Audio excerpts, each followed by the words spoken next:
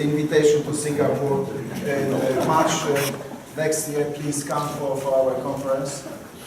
I represent the A-Star Computational Resource Center, which is only one part of supercomputing landscape or HPC landscape in Singapore, but I believe it's one of the important ones. This is not very interesting, I'll skip it. Just to let you know that we are somewhere here, and there is something on the order of 5,200 people in the organization. That's not so interesting either. That's nice, that's where we are. But the most important aspect is that our data center is one of the topmost, not in terms of performance, but the height above the ground level, 17th floor, putting equipment there and cooling and electricity is unbelievably difficult. I'm stuck there, and now I want to get from 1 megawatt to 3.5 to 5 megawatts power there. Believe me, it's very, very difficult. I will need a lot of copper. And so even the issue of how much copper is right now in the world market is an issue, because it will be a big difference if there's some variation. This is another data center we run. And that's actually important why I'm showing two data centers. They are 2 kilometers apart, and that will become important in our considerations. This is the user statistics of our center, around 800 users. One group of users from Institute of High Performance Computing, maybe 200 scientists there. These are our resources. They are not remarkable in any way compared to what you have seen in Japan or China, but there's something interesting there. First of all, when I started there were 10 computers with combined power of 10 teraflops or something, with maybe 7 different schedulers. A rather messy situation. Then we've got one computer from HP, and then another one from Fujitsu. Then this Fujitsu was extended, and we've got what was it? Aurora from SGI. So we have a shared memory system, very interesting, UV1000. We have a Power 7 system with 1,000 cores, and we have Blue Gene. We have a very unique Blue Gene. I'm very proud of it, because this is the smallest supercomputer in the world. This is the smallest Blue Gene ever, because it's not even the full rack, it's half a rack. We don't have enough money, but it's a very interesting machine, because this machine allowed Singaporean scientists to exceed the scale that they were constrained on clusters. The profile of jobs was 256 wave parallels at best. And if you look at the Blue Gene, suddenly good machine for particular loads, and you see here it's 8,000 cores, which is the so-called one mid plane, and the machine reaches 8,000 cores almost all the time. When it doesn't, that means it's wait, so there's some issues with scheduling or maybe something wrong with the machine right now. And for the first time, I can see that in the population of users, given very interesting, beautiful architecture, they exceed, and there's lots of jobs, lots of time spent on jobs that are about 4,000 cores. And then that's not a big issue without major development effort that they scale. So that's a very, very positive movement, trend. But my center, which is about 25 staff, we are not involved in research or product development, but we do study state-of-the-art HPC technologies. That's why we are here, and 4 of my staff are here, or 5.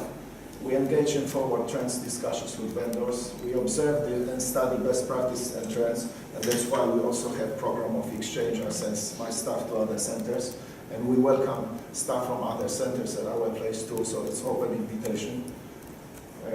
Of course, we can only accommodate a few people at one time. And we try to implement the best technologies and solutions. And in this forum, we discussed many times whether there is collaboration between the countries or not. And actually, I did have very interesting collaboration going on, which I sort of kept quiet about.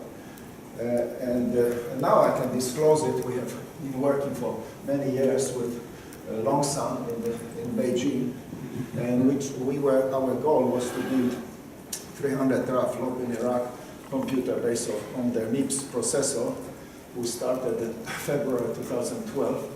And that was also very interesting, in this context, very interesting collaboration, because it started with ISC, and we had partners in Extol, German company, and we had Chinese partners, so that was precisely what we are trying to achieve here. And it started here from this discussion, maybe not with Longshan, but definitely with Extol. We've been friends with Extol for many years now. And so we had meetings with Beijing. We've got 3A generation of processors. We've got 3D processor, 3D100, and we built some small demo systems, and everything went very well. And here's one example of failed projects. People never talk about failed projects. They always talk about good projects. This one, unfortunately, and of course all of you have recollections of failed projects. This one is not so much on the technical side, but simply last year around July, we were discussing with Longshan our suggestions for improvements on their processor in the path forward to HPC enhancements of the processor, and we were at the stage of signing MOU about that.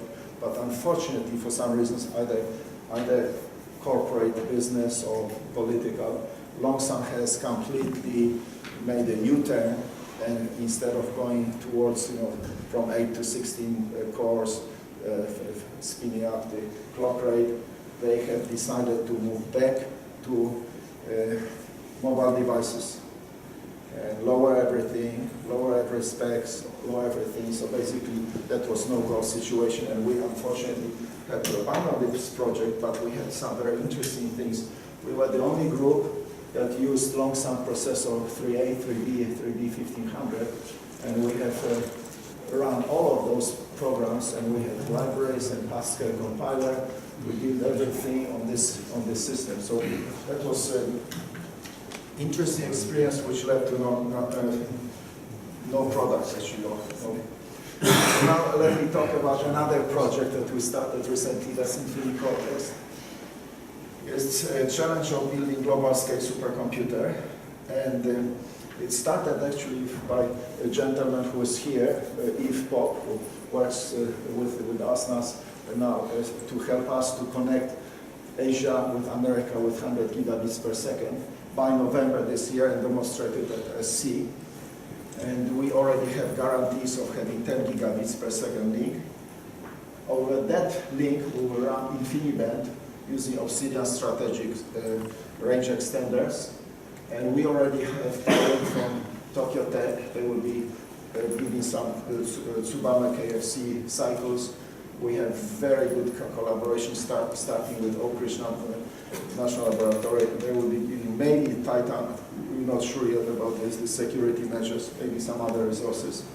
We are talking with Taiwan, and now we also have a new opening with Australia.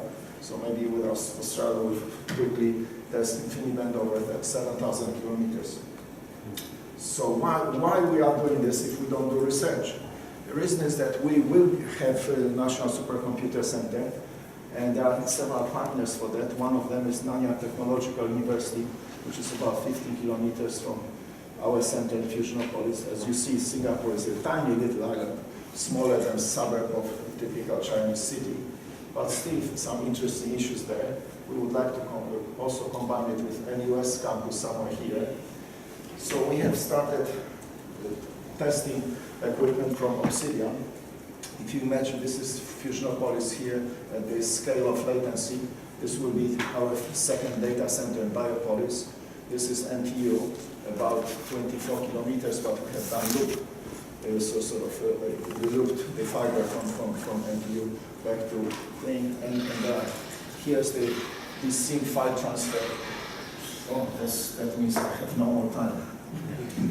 I'm sorry for extending this. Let me just go very quickly. There's a poster about this. Actually, the proof of concept was given at Ames, so we are not breaking some new ground. We are just trying to repeat it and build it in a much bigger fashion. And why it's Galaxy? Because it looks like that, and we have very few links connecting one supercomputer with other supercomputing, preserving integrity of communication. sort of communication network. And that has again been already shown between NASA and Lawrence Livermore, so not a big thing, but you see that there are two different topologies of interconnect on those two different subnets. And so we also study topologies. And here's a very interesting NBR algorithm that gives very nice results. It goes from, you start with fully connected and you go to some very interesting graphs for different sizes. As you see, the value of diameter mean path is better than anything except of Dragonfly.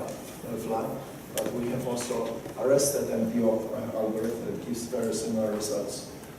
And then there's another new category of graphs that we have figured out for interconnect, which are rather dense, but they have unbelievable property. The diameter is always 2. And that is irrespective of the size of the diagram. It's only about 10% of fully connected links. So it's a very elegant mathematics. I'm not claiming it's so we have done lots of initiative with outreach. Kevin, who is here, he distributed this leaflet around the university since we don't have students. And we've got 50 students. One of the teams got second place in China. This actually are snippets from Twitter and Facebook of our Prime Minister. He noticed that our team got second place among the two teams in the world. And then actually I acknowledge Kevin who contributed to their success when you start. And we will have a National Supercomputer Center, and very large component of this is network. That's why we are studying this Infinity Cortex and other things. This is a large part of the plan. And of course, we will have to hopefully some large computers as well. And I'm sorry I didn't talk about science. Thank you.